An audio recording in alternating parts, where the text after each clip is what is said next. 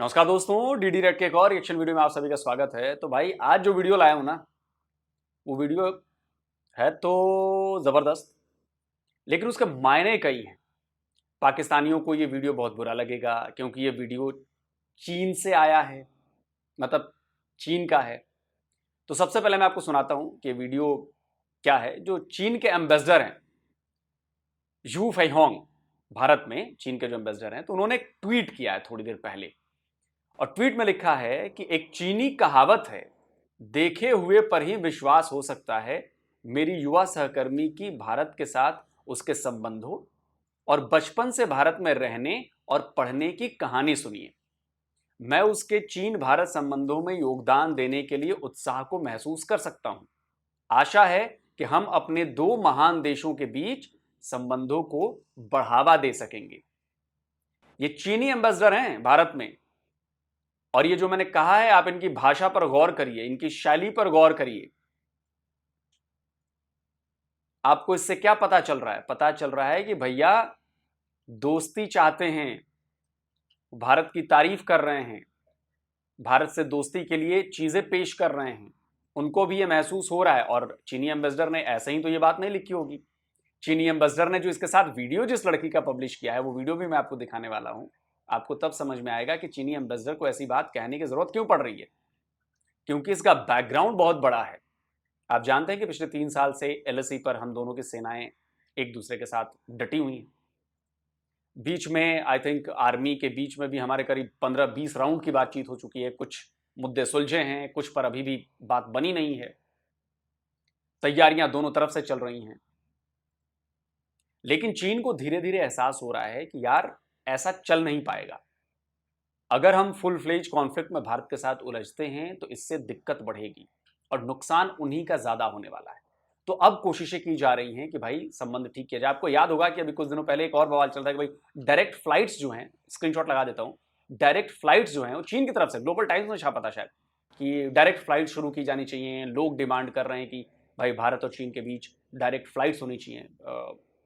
उस घटना के बाद, गलवान के बाद से ही शायद हमने डायरेक्ट फ्लाइट बंद कर रखी है चाइना की। अब इसके बाद एक चीनी लड़की का वीडियो पॉजिटिव पॉजिटिव नोट पर ये डाला गया है चाइनीज एम्बेसडर के जरिए। और ये साफ साफ ये ऑफर है कि भैया सुलह कर लो, नॉर्मल कर लो। तो चलिए वीडियो देखते हैं, मजा आने वाला नमस्कार, मेरा चीनी नाम लीनन है और हिंदी नाम बांसुरी है। मैं चीनी दूतावास से हूँ। आज मैं आपको अपने बारे में एक कहानी सुनाना चाहती हूँ। भारत के साथ मेरा बहुत गहरा संबंध है।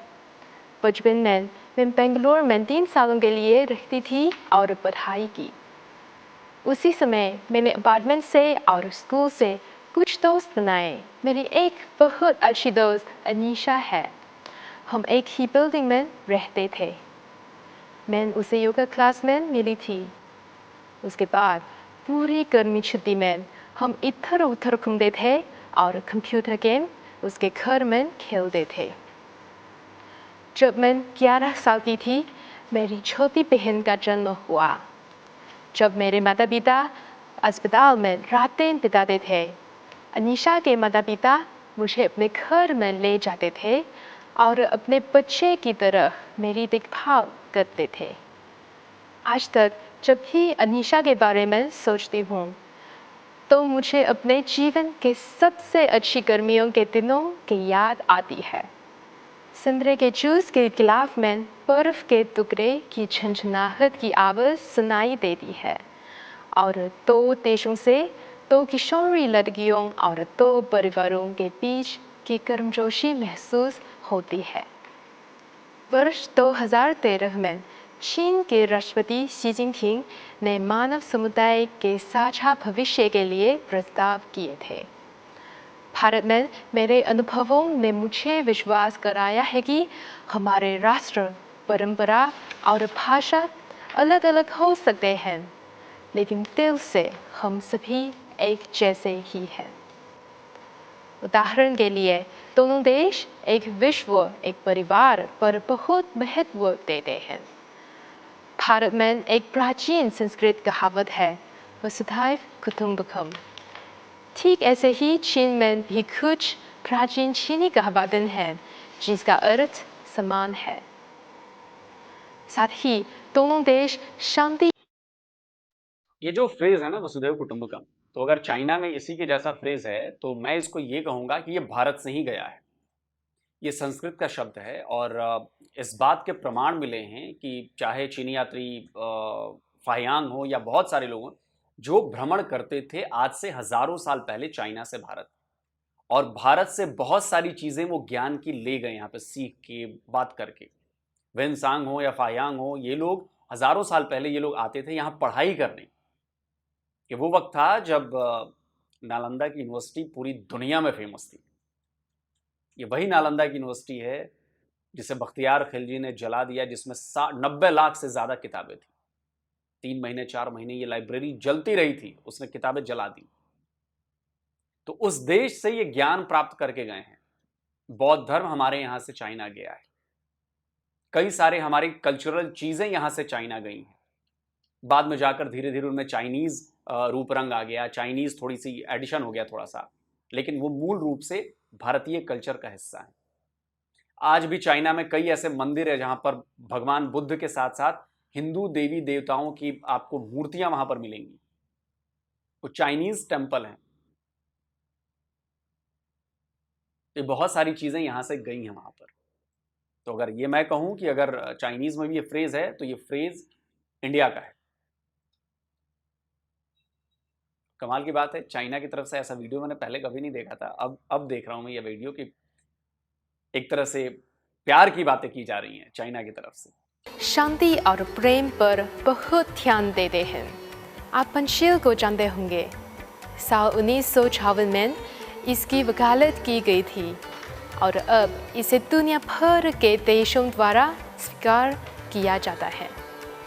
इस साल उसकी ये वही पंचशील के सिद्धांत हैं जो भारत ने दिए थे। इसी पंचशील के समझौते पर चीन के साथ दस्तखत हुए थे और इसी के बाद चीन ने हमारे ऊपर हमला भी कर दिया था। इन पंचशील के सिद्धांतों को तोड़कर भारतीय भूलेंगे नहीं कभी ये, ठीक है। नए जो भारत के लोग हैं वो शायद इस बात को नहीं जानते हों, लेकिन हमारे जैसे लोग बैठे हैं जो इन बातों को याद दिलाते रहेंगे। जब चाइना ने पंचशील समझौते पर साइन किए थे तो क्या उसे याद नहीं आया कि उस पंचशील समझौते में जो 5 बातें अभी जो बताई जा रही हैं वो बातें उस वक्त भी थी और चाइना ने भारत पर हमला कर दिया था। क्या हम भूल जाएं 1962 की वॉर जो हम पर थोपी गई चाइना की तरफ से? क्या उस समय पंचशील के सिद्धांत याद नहीं आए थे? आज एक बार फिर वो पंचशील के सिद्धांत याद दिलाए जा रहे हैं। भारतीयों को याद दिलाए जा रहे हैं या चीनियों को? मुझे लगता है कि चीनियों को ज्यादा याद करने की जरूरत है पंचशील के सिद्धांतों को। और चीनियों को याद करने की जरूरत है कि जब हिंदी चीनी भाई भाई का नारा दिया जा रहा था पंडित नेहरू के द्वारा, उसके बाद आपने हमारी पीठ में छुरा भोंका और हम पर अटैक किया, तब पंचशील के सिद्धांत याद नहीं आए, समझौते याद नहीं आए। आज याद आ रहे हैं क्योंकि आज स्थितियां थोड़ी बदल गई हैं। क्योंकि पंडित नेहरू की तरह अंध भरोसा हमने चीन पर नहीं किया है। पंडित नेहरू को तो प्रतिघात मिला ना, विश्वासघात मिला, क्योंकि उनको तो पूरा भरोसा था कि अरे यार अभी तो हमने साइन किए हैं और चीन के साथ हमारे संबंध अच्छे हैं, चीन तो अटैक नहीं करेगा। वो इस भुलावे में रह गए। आज हम इस भुलावे में नहीं है, आज हमारी तैयारी पूरी है। और तभी 3 साल से देखिए आप क्या चल रहा है। उसकी 17वां वर्षगांठ है और राष्ट्रपति शी जिनपिंग ने बीजिंग में स्मारक कार्यक्रमों में भाग लिए हैं और महत्वपूर्ण भाषण दिए हैं। बचपन से ही मुझे आशा है कि मैं चीन भारत की मित्रता को कुछ योगदान दे सकूं। विश्वविद्यालय में मैंने हिंदी पढ़ने का निश्चय किया। आज मुझे लगता है कि मैं अपने सपनों के पहले से कहीं ज़्यादा नज़दीक हूँ। मेरी पूरी दिली आशा है कि हम अपने दोनों महान देशों के बीच मित्रता और संबंध को बढ़ावा दे सकते हैं। हिंदी चीनी भाई भाई की जय हो। मेरी कहानी सुनने के लिए धन्यवाद। अच्छी बात है मैडम, आपकी हिंदी अच्छी है और आपने कहानी बड़ी अच्छी सुनाई है, लेकिन भारत के लोग इस कहानी का मतलब समझ रहे हैं। हिंदी चीनी भाई भाई हम पहले भी झेल चुके हैं। आज फिर वही नारा लगाया जा रहा है, आज के नए जमाने का जो फायदा उठाया जा रहा है इस तकनीक का, लेकिन इसी तकनीक का फायदा उठाकर हम पूरी दुनिया को बता चुके हैं, अपने भारत को बता चुके हैं कि इस हिंदी चीनी भाई भाई के नारे के पीछे 62 में क्या किया गया। हम ये भी बता चुके हैं पूरे भारत को कि पंचशील समझौते के जो 5 सिद्धांत हैं उनके नाम पर जिसका जिक्र किया जा रहा है, जो शी जिनपिंग जिसका जिक्र कर चुके हैं, उसके पीछे क्या किया गया 62 में, या उसके बाद की एक आध जो छोटी झड़पें हुई रेजांगला और इधर उधर जो हुई, उसमें क्या हुआ, क्या हम वो भूल जाएं? काठ की हांडी बार बार नहीं चढ़ती है, एक ही बातें बार बार रिपीट करो तो भरोसा नहीं होता है। आज इंडियंस का भरोसा चीन पर नहीं, आज आप मित्रता की बातें कर रही हैं, क्यों कर रही हैं? क्योंकि आपको असलियत पता चल गई है कि अगर आपने भारत के साथ कॉन्फ्लिक्ट बढ़ाया तो आपकी मुश्किलें बढ़ रही हैं। इनफैक्ट अभी आपकी मुश्किलें बहुत ज़्यादा बढ़ रही हैं, क्योंकि आपके लिए जो डिप्लॉयमेंट है, हमारे लिए भी मुश्किल है डिप्लॉयमेंट, वहाँ पे खर्चा हो रहा है, बहुत सारी चीज़ें हो रही हैं, लेकिन हमसे कई गुना ज़्यादा खर्च आपको करना पड़ रहा है। आपकी आर्मी इस चीज़ के लिए वैसी ट्रेंड नहीं है जो हमारे भारत की आर्मी है। और ये बात तो आपके यहाँ कही जा रही है, स्क्रीनशॉट मिलेगा तो लगा दूंगा। आपके यहाँ भी आपके कई लोगों ने कहा, पूरी दुनिया करिए, कि माउंटेन वॉरफेयर में भारत का जवाब नहीं है। माउंटेन स्ट्राइक कोर्स जो है हमारी, उनकी ट्रेनिंग बड़ी जबरदस्त है, वो वर्ल्ड की best mountain strike mountain warfare का तमगा है उसके पास। तो आप ये जानते हैं कि असलियत क्या है। कई लोग ये कहते हैं कि आपकी सेना बहुत बड़ी है, तो भाई हमसे 5-6 गुना बड़े एरिया को डिफेंड भी तो करना है आपको। आप अगर पर स्क्वायर किलोमीटर एरिया के हिसाब से निकालेंगे ना कि आपके पास कितने सैनिक है डिफेंड करने के लिए और भारत के पास कितने सैनिक है डिफेंड करने के लिए, तो भारत की सेना आप पर भारी पड़ रही है, और आप ये बात जानते हैं। हमारी प्रॉब्लम तो सिर्फ 2 कंट्री से है, आपकी प्रॉब्लम तो 22-23 कंट्रीज के साथ चल रही है। आपको अपने रिसोर्सेज 22-23 मोर्चों पर लगाने हैं, हमें तो सिर्फ 2 पर लगाने हैं। तो ऐसा नहीं है कि चाइनीज जो जनरल हैं वो बेवकूफ हैं, वो भी ये सारी बातें समझते हैं, इसलिए कॉन्फ्लिक्ट अभी बढ़ा नहीं है। लेकिन हाँ, भरोसा नहीं है ना हमारा आपके ऊपर, ना आपका हमारे ऊपर, इसलिए दोनों सेनाएं पुरानी अपनी जगहों पर वापस नहीं जाती।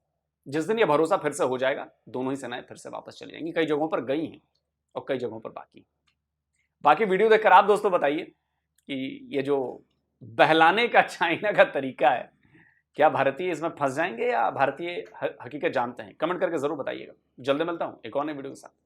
नमस्कार, जय हिंद।